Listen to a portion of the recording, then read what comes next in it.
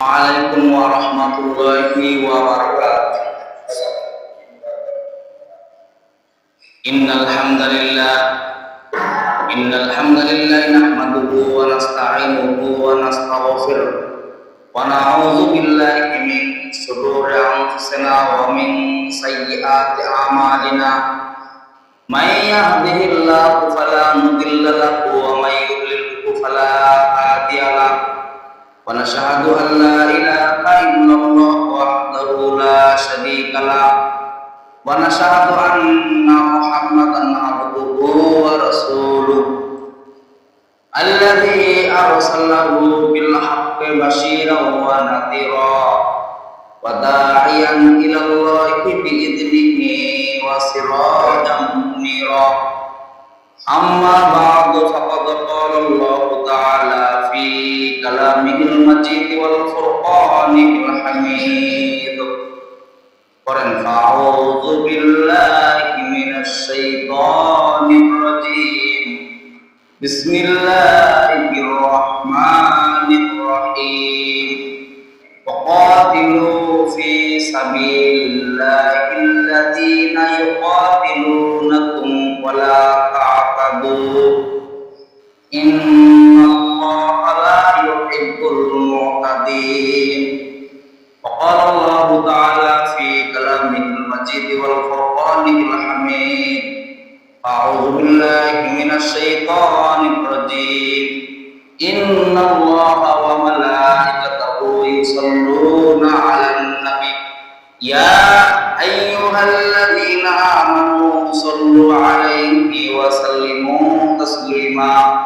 Guru Ibrahim boleh Allahumma sholli 'ala Muhammad wa 'ala ali Muhammad kama shallaita 'ala Ibrahim wa 'ala ali Ibrahim innaka Hamidum Majid.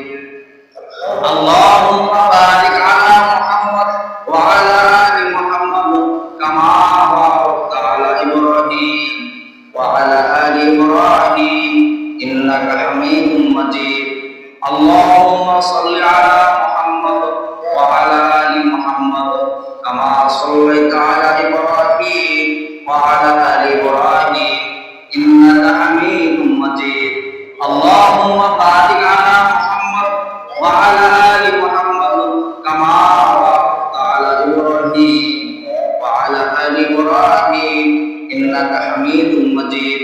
Malakal ula bi kamalihi kasyabat huda bi jamalihi kasunatu jami'u solihi sallu 'alaihi wa alihi wa malakal ula bi kamalihi.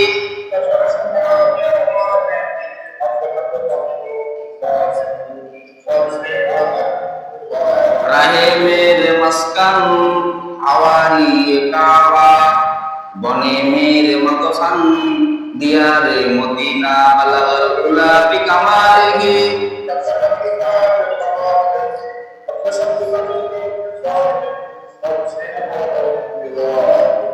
ইমানের পথে অবিচল থেকে আমার মরণ যেন হয়, রাসূলের পথে অবিচল থেকে আমার মরণ যেন হয়।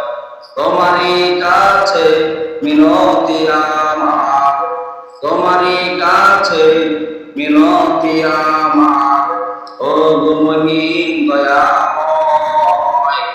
রাসূলের পথে অবিচল থেকে আমার মরণ যেন হয়। আমিন।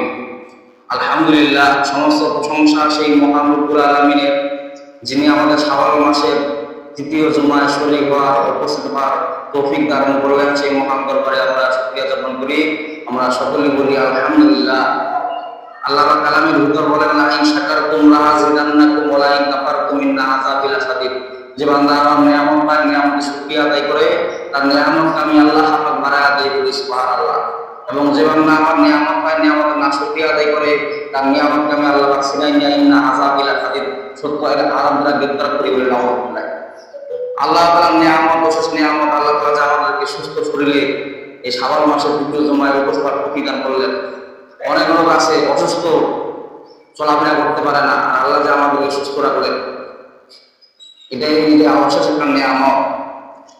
এই জন্য এই নিয়ামতের মধ্যে যারা শুকরিয়া আদায় করে তাকে আরো বেশি করে সুস্থতা আল্লাহ প্রদান করেন না সুবহানাল্লাহ।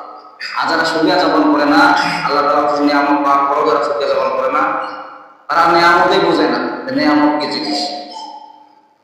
যারা অসুস্থ ভুগতেছেন তারা সুস্থতার নিয়ামত বুঝে যে আসলে সুস্থতা কি জিনিস। যারা শরীরের মধ্যে বিছানায় যারা পড়ে থাকেন বেডের মধ্যে, তারা বোঝেন যে চলাফেরা হাঁটাচলা করা কত যে একটা নিয়ামত, অসুস্থ নিয়ামত। এই আমরা অসুস্থ নিয়ামত পাওয়ার পরেও তারপর কি করি না, আমরা আল্লাহ তাআলার গুণগান গাই না, যার কারণে আল্লাহ তাআলা রাগান্বিত হয়ে তখন ওই নিয়ামতটা কারায় নিয়ে আল্লাহ তাআলা ওই লোকটাকে বিভ্রান্তের মধ্যে রাখে দেন। আল্লাহ বলছেন না আযাবিল হাদিদ, যখন আমার বান্দা কোনো নিয়ামতের আমার শুকরিয়া আদায় করবে না, সত্য আযাব দ্বারা, তার মানে কি বিভ্রান্ত একটা প্রেশার মধ্যে আরেকটা, আরেকটা চাপের মধ্যে আরেকটা, এরকম আল্লাহ তাআলা প্রেশারের মধ্যে রাখেন। বলেন না নাউযুবিল্লাহ। আল্লাহুম্মা সাল্লি সালাতান কামিলান ওয়া সাল্লি সালামান আলা মুহাম্মদ। তো সকলে আওয়াজ করে বলি সাল্লাল্লাহু আলাইহি ওয়াসাল্লাম। আজকে তোমার আলোচ্য বিষয় হলো জিহাদ। আসলে জিহাদ শব্দ তো হলো, এর আবিধানিক অর্থ হলো চেষ্টা করা। কি করা? চেষ্টা করা। শয়তানের বিরুদ্ধে জিহাদ করা।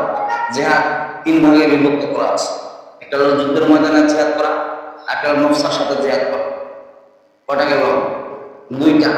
একটা হলো শরীরের সাথে জিহাদ করা। এখন যুদ্ধের ময়দানে জিহাদ করা কোনটা? যে আপনার মনে হচ্ছে মান সামান্য আমার মুসলমান হত্যা করছে, ওখানে আপনার যাওয়া লাগবে, এটা হলো যুদ্ধের ময়দান, কোথাও করা।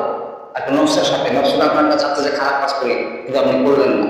নফস চাচ্ছে যে আজকে ফজরের নামাজ না করি, কিন্তু আপনি জোর করে নফস চাচ্ছে আপনাদের একটা পর চুরি করে খাই। আচ্ছা, একটা শরীরের সাথে জিহাদ করা, তার মানে কি শরীরটাকে আপনি দুর্বল মনে করবেন না। যখন আগে কোনো কথা বলার জন্য থাকবে, তখন নামাজের জন্য তৈরি হবেন, তখন আবার অসুস্থ হয়ে পড়া যাবে না। শরীরটা আপনাকে কি করতে হবে? আল্লাহ জান মাল কিসের জন্য দিয়েছেন বলেন দিকে? আল্লাহর জন্য। আল্লাহ বলেছেন তোমার